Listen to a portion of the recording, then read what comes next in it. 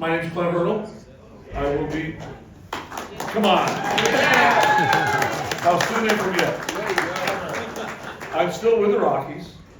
I worked the last 3 years as a special assistant to our general manager, Bill Schmidt. Most of my time is spent in player development, and I spent some time with scouting as well. So these guys know I like to call myself the chief rock polisher. Get it? We've got 5 really good young men with extremely sharp baseball skill sets. I'm going to have each one of them introduce themselves personally, name, rank, serial number, name, and just year you were drafted and where you're from. We'll start that way. No wrong answers. Zach, we'll start with you. I'm Zach Agnos. I'm from Haymarket, Virginia, and I was drafted in 2022, and I'm a relief pitcher. My name is Gabriel Hughes. I'm from Eagle, Idaho. I was drafted in 2022, and I'm a starting pitcher. My name is Dollander. I'm from Augusta, Georgia. I was drafted in 2023, and I'm a starting pitcher.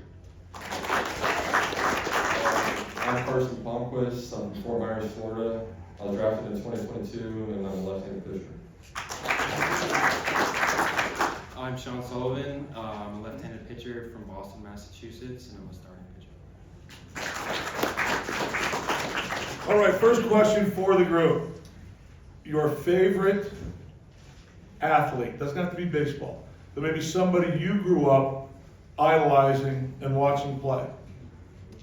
This might be a common one, but I'd have to say Kobe. Kobe. Very good. Obviously, You don't have to clap for everyone they said. his Kobe mentality was obviously the one thing that kind of drew me into him, to watching him more. It's called the Mamba mentality, right? I mean, there's different layers to it. Google it up, Mamba mentality. My favorite player growing up was always Mariano Rivera. Just always admired the consistency, the hard work. Was never flashy, but always showed up and did his job.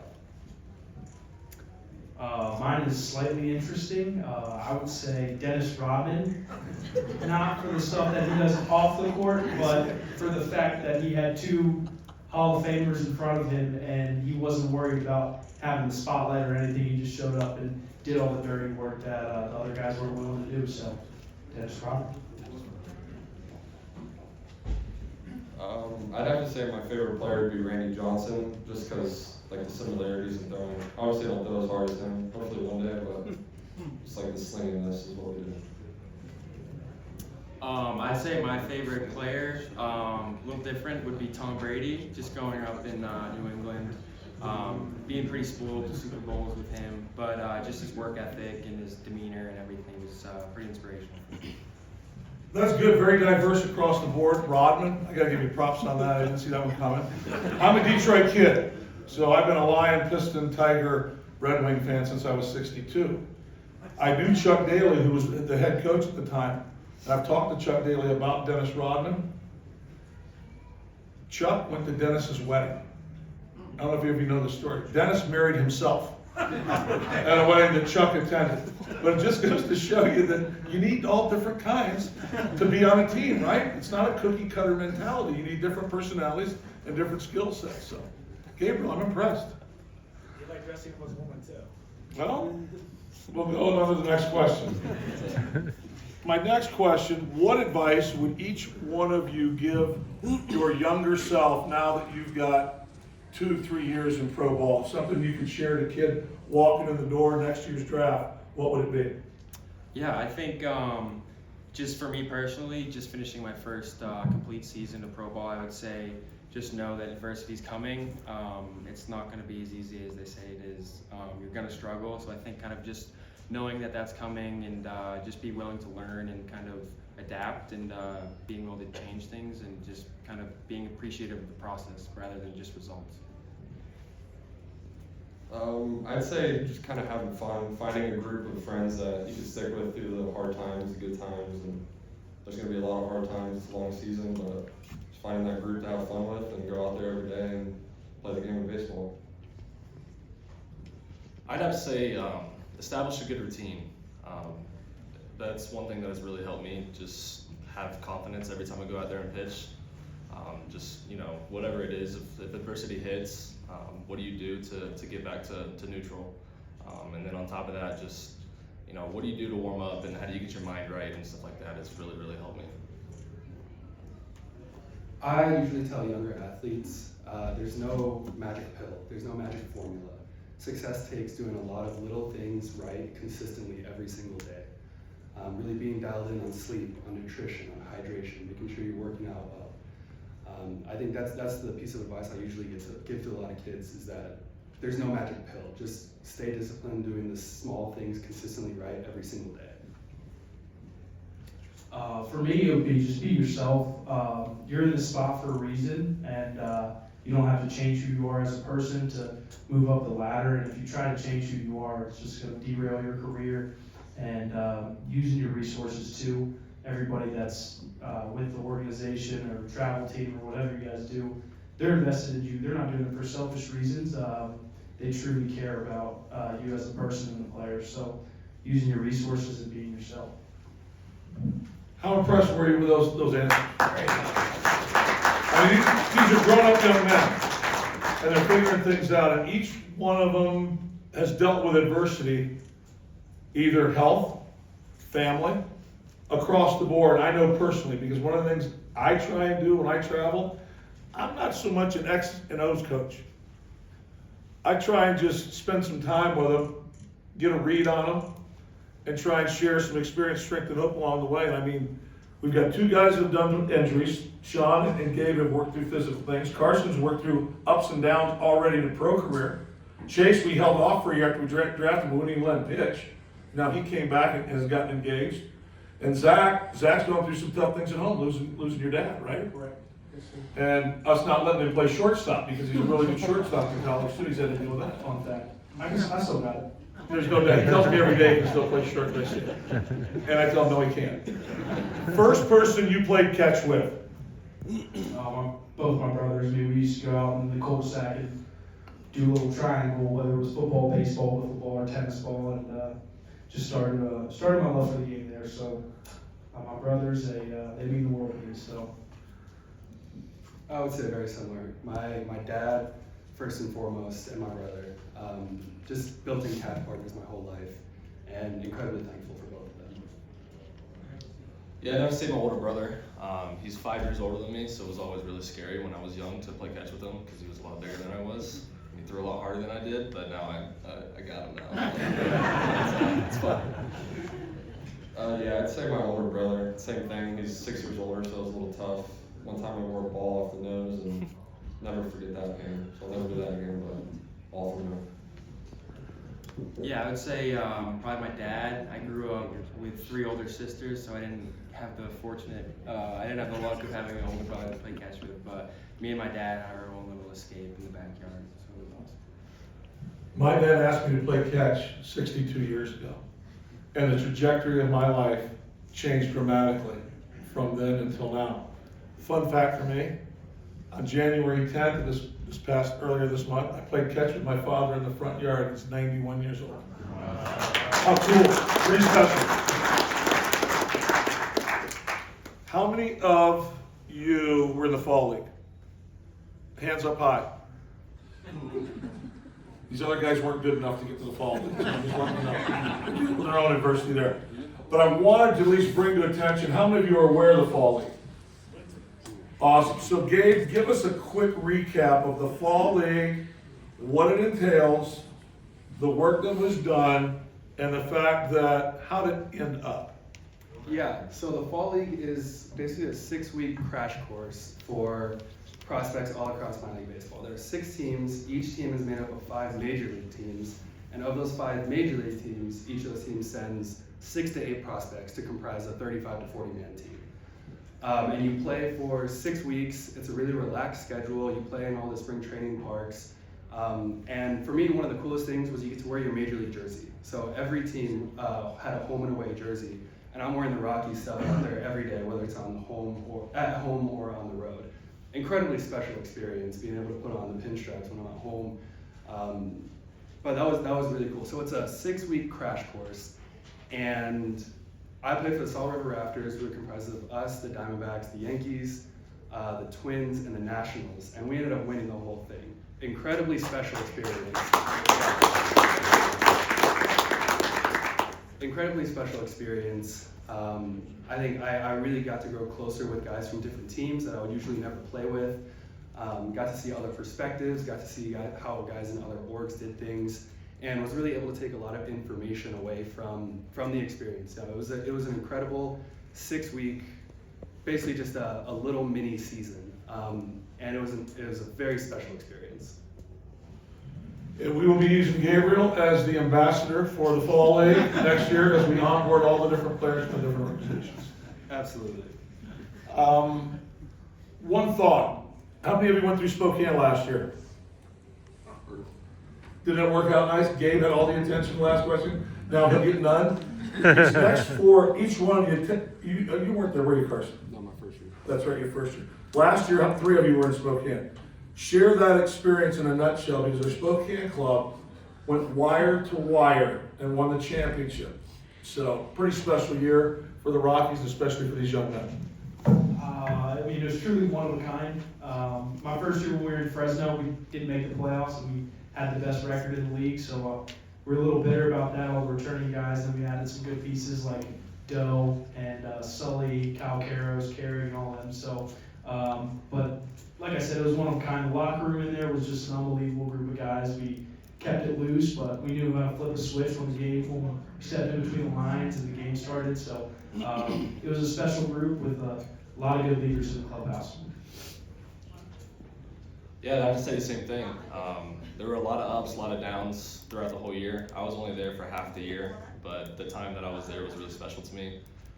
Built a lot of relationships there in that clubhouse, and was able to do something special. I wish I was there for the end of it though, just kind of see the dog pile and everything that happened there. But those guys, the coaches, the staff, and everybody there, they all deserved that championship. It was a lot of fun. Yeah, I agree with both of those guys just said. I think it was a pretty special group. I think we were all kind of playing for each other rather than ourselves, and I think, you know, when a lot of selfless guys are kind of playing towards a common goal, special things happen. So I think, obviously, I wasn't there for the end of it either, but it was great seeing the dog pile on the Instagram and everything. So it's a great team. One of the things we talk about in spring training, at least I share with these guys, I'll ask them, you know, what's a dream? Every man that walks in our clubhouse after he's been drafted and becomes a Rocky, first dream is to be a big leaguer. Yeah. Then I said, do you have any other dreams? And I said, why? You know, sometimes they get, well, I'll just say your second dream, I'm going to encourage you from this point on, is wherever you play next year, play on a championship team. It makes a difference. When they win things together and they come up the line, it's similar to what the guys did in the minor leagues back in 04, 05, 06. And they came up and landed in the big leagues in 07. We're putting together a pipeline of not just players, but pitchers that are knocking on the door here in Coors Field. You got to see some relievers last year. You got to see some starts from a few of the pitchers, but there's more coming. Carson, you've probably had the most movement since draft. Why don't you walk us through some of the things that you've appreciated, that have challenged you, and basically you're one of the guys that will be knocking on the door next year. Yeah, it's been a lot of fun getting to play at all the different levels across the country, traveling, but each level brings its own different set of challenges. You have to struggle through them and work through them, and then it makes you a better pitcher on the backside of it. But I wouldn't say like the struggles are necessarily a bad thing. It's part of the learning experience, going through it and becoming a better pitcher every day, and hopefully when you get to Denver, you're a lot well-rounded and pitch. Did you run into any situations where maybe you gave the next league that you went up to too much credit?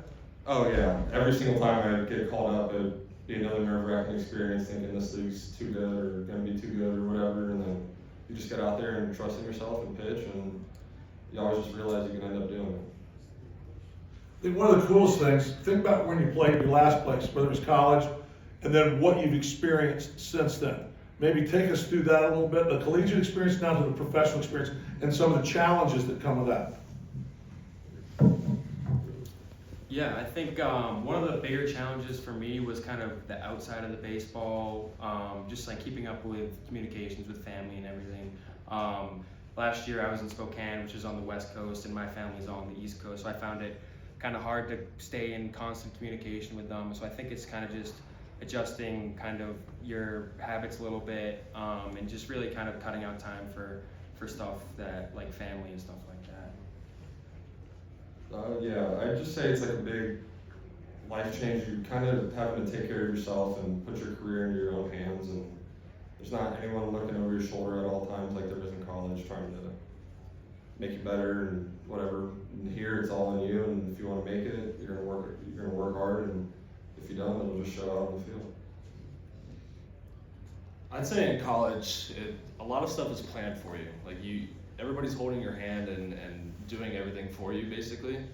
And then once you get to pro ball, it's completely different. Like you have a schedule, and if you get there on time, you do. But if you don't, like that's on you. There's no like repercussions. Obviously, like you'll have a conversation with the coach, but it's your career and it's in your hands. You got to do with that as you will. So just establishing, like I said, establishing a routine is super huge in pro ball. You're going to go through ups and downs, but as long as you have that neutral routine that never changes, you'll be fine.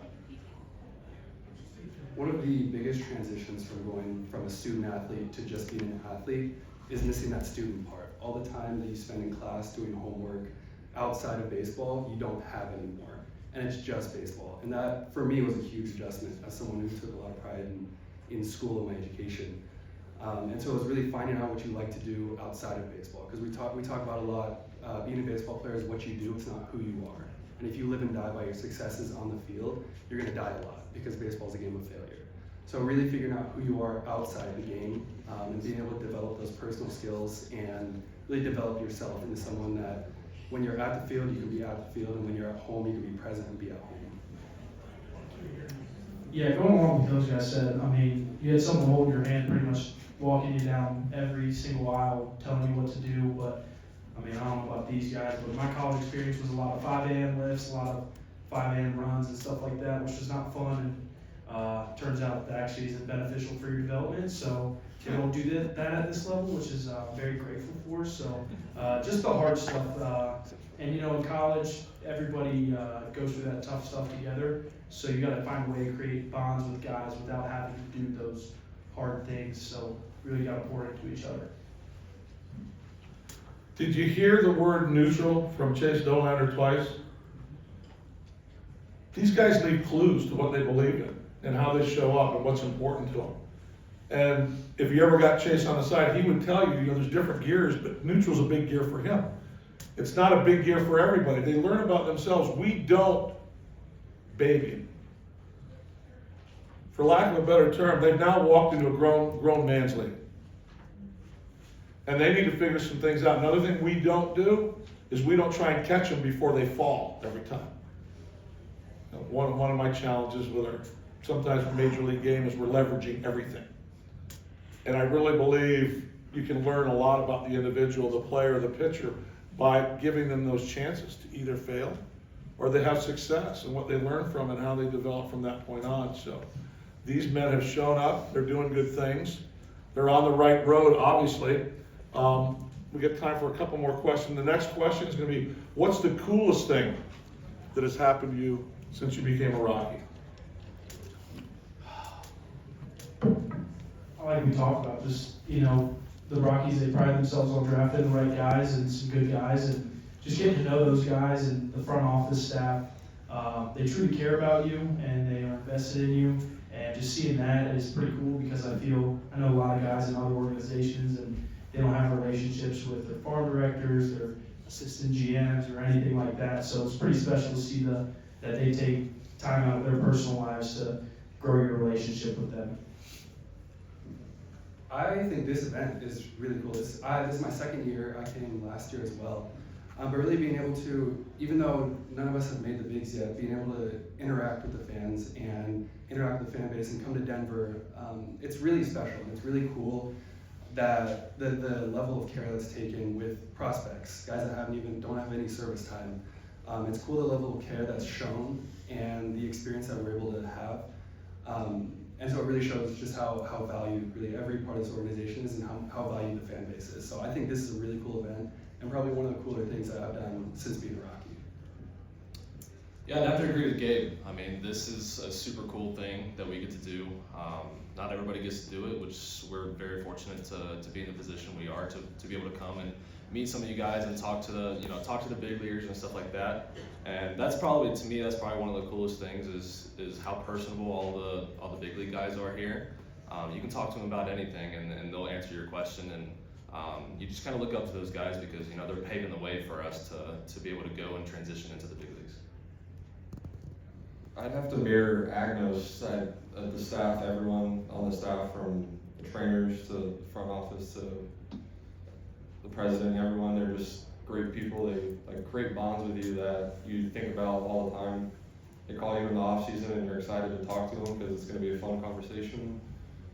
And it feels like a home here whenever you walk back in from not being here for a while. It's just right back to where we started.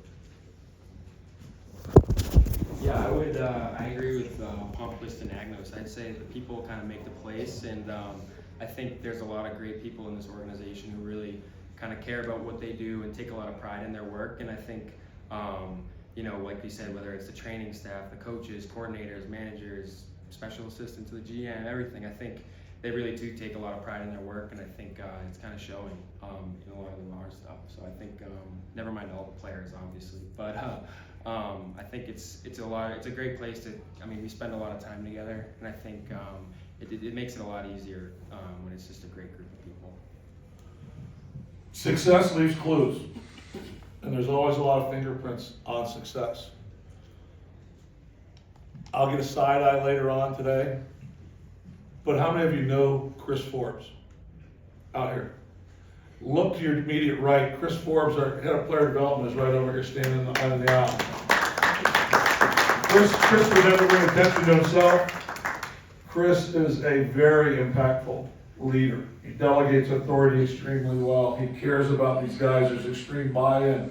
Plus, he can give you the bio of each one of these guys way back when. Comes from a scouting background, joined the Rockies in 07.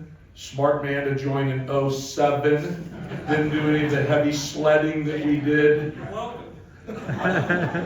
He's the one that turned it all around for us in 07, and he's continuing to turn things around now. But you need to know the name, and you need to be aware that he's got a staff that pours into these guys as well. Our managers, our coaches, our coordinators.